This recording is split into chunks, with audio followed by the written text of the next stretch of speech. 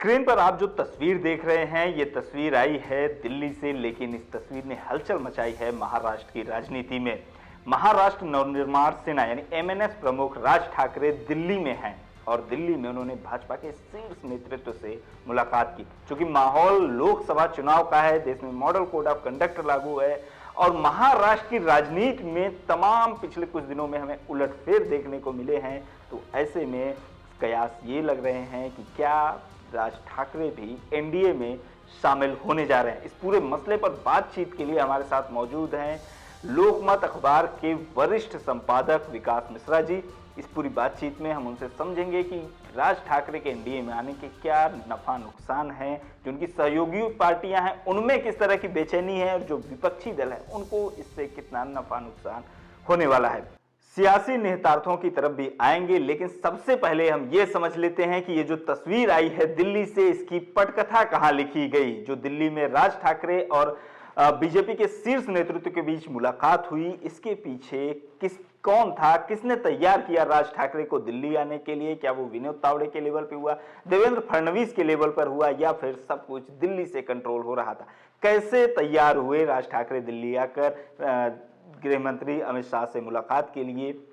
सबसे पहले ये समझ लेते हैं। महाराष्ट्र की राजनीति में इस समय बीजेपी खेमे में देवेंद्र फडणवीस के अलावा किसी के उसमें पत्ता नहीं हिलता है। तो देवेंद्र फडणवीस मुझे मुझे अगर निजी तौर पर पूछेंगे तो मैं तो यही विश्वास करूंगा कि देवेंद्र फडणवीस इसके पीछे होंगे, क्योंकि भाजपा कहीं से ये नहीं चाहती है कि कुछ वोटों का भी घाटा हो जाए।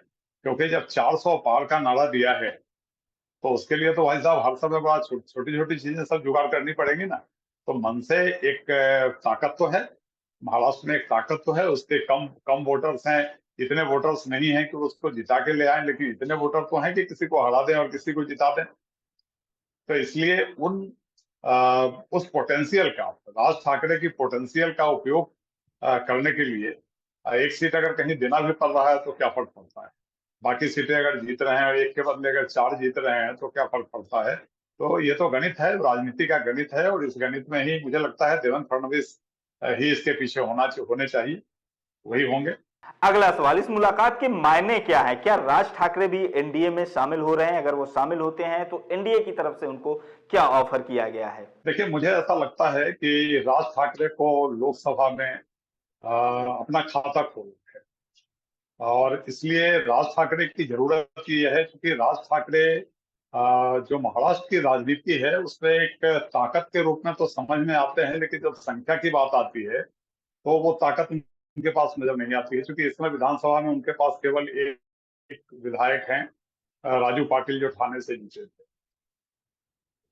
लोकसभा में उनके पास कोई सांसद नहीं है। वो ये चाह रहे हैं कि दक्षिण मुंबई की जो सीट है, जिससे अभी अरविंद सावंत सांसद रहे हैं, तो वो वहां से अपना कैंडिडेट खड़ा करना चाह रहे हैं।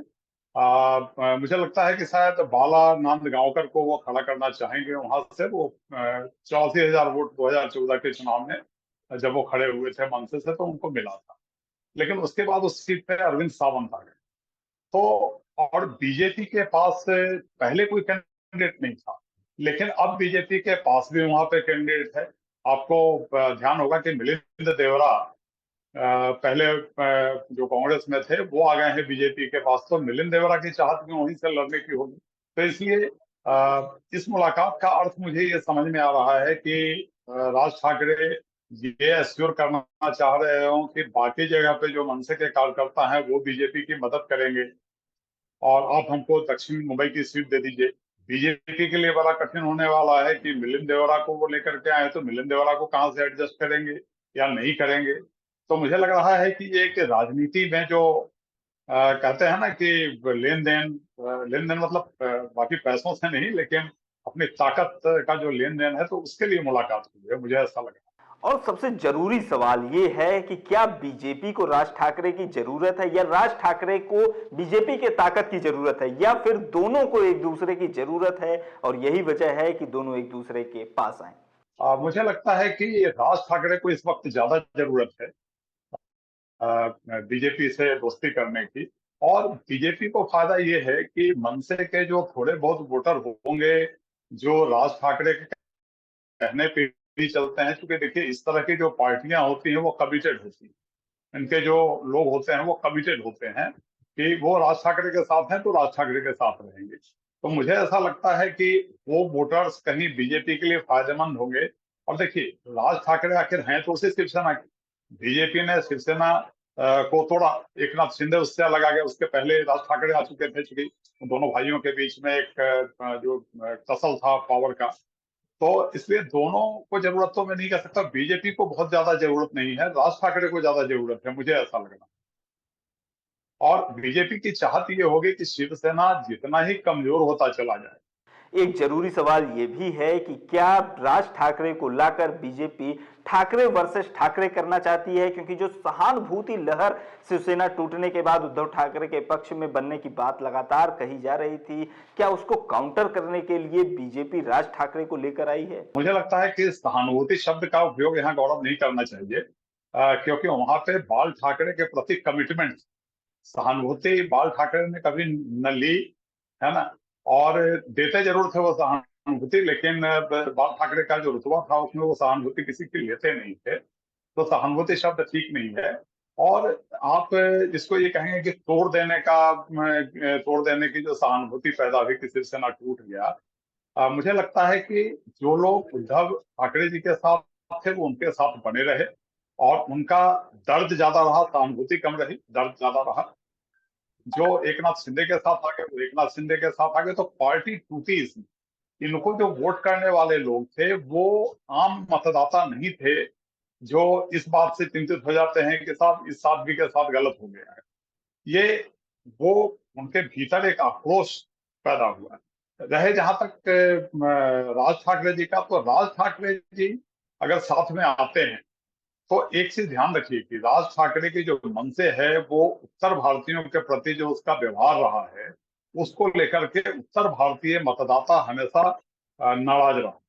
तो देखने वाली बात ये होगी कि बीजेपी के साथ अगर राज ठाकरे आते हैं तो क्या राज ठाकरे का रवैया बदलता है, और क्या इस चीज का जो अपोजिशन है वो कहीं उत्तर प्रदेश और बिहार में भी ये बात उठाती है कि देखिए इन्होंने तो उस व्यक्ति के साथ संबंध बनाए हैं, उस व्यक्ति के साथ चुनाव लड़ रहे हैं जो जिसके कार्यकर्ता, मैं नहीं कहता हूं कि मन से राजनीतिक तौर पर उससे किया होगा, लेकिन जिन लोगों ने किया उन्होंने मनसे के नाम का उपयोग किया उत्तर भारतीयों के साथ, तो ये बात कहीं आएगी। तो इसलिए बीजेपी को बड़े फूंक फूंक फूंक करके कदम आगे रखना। सबसे आखिरी सवाल कि राज ठाकरे के आने से क्या समीकरण बदलेंगे? जो विपक्षी दलों का कैंप है उसमें किस तरह की सुगबुगाहट है, और जो एनडीए के साथ हैं, अजीत पवार का गुट हो चाहे शिंदे का गुट हो, उसमें किस तरह की बेचैनी है राज ठाकरे के आने से? विपक्ष नाम की चीज तो महाराष्ट्र में मुझे नहीं लगता कि कहीं कोई ताकत के रूप में मौजूद है। जो हालत देश में है वही महाराष्ट्र में भी हालत है, क्योंकि जो भी चेहरे हुआ करते थे विपक्ष के उन सबको लेकर के बीजेपी ने अपने खेमे में जमा कर लिया है। सारे सीट जो है वो बीजेपी के टेंट में जमा हो गए हैं। तो अब कोई वैसी ताकत यहाँ पे नहीं है। रहे शरद पवार का अपना एक ऑरा है। महाराष्ट्र के कुछ इलाकों में शरद पवार के प्रति लोगों का समर्पण है, वो उनके साथ हमेशा बने रहते हैं। तो अब ऐसा कुछ महाराष्ट्र की राजनीति में देखिए बीजेपी का सारा उद्देश्य ये है कि कहीं विपक्ष रहे ही नहीं, और विपक्ष के अगर छोटे छोटे टुकड़े भी हैं तो वो उठा करके और अपने पास जमा कर लो। बीजेपी इसमें सफल हो गई है, क्योंकि अगर अजित पवार बीजेपी के साथ आ गए हैं तो आप समझ सकते हैं कि राकपा टूट गई है। आप समझ सकते हैं कि प्रफुल्ल पटेल अगर आ गए हैं तो विदर्भ की एक बड़ी ताकत उनके पास बीजेपी में जमा हो गया है। हाँ, अब आप ये कहेंगे कि साहब इनको क्या फर्क पड़ता है, क्या सीटें कम हो जाएंगी, कि अजित पवार क्या सोच रहे हैं या प्रफुल्ल पटेल क्या सोच रहे हैं। मुझे लगता है कि ये पार्टियां सोचने की हालत में नहीं, बिल्कुल ही सोचने की हालत में नहीं है। इन पार्टियों की स्थिति यह है कि जो मिल रहा है उसी में संतोष। फिलहाल इस बातचीत में इतना ही। इस वीडियो के बारे में आपकी जो भी राय हो कमेंट बॉक्स में हमें जरूर बताएं। देखते रहिए लोकमत हिंदी।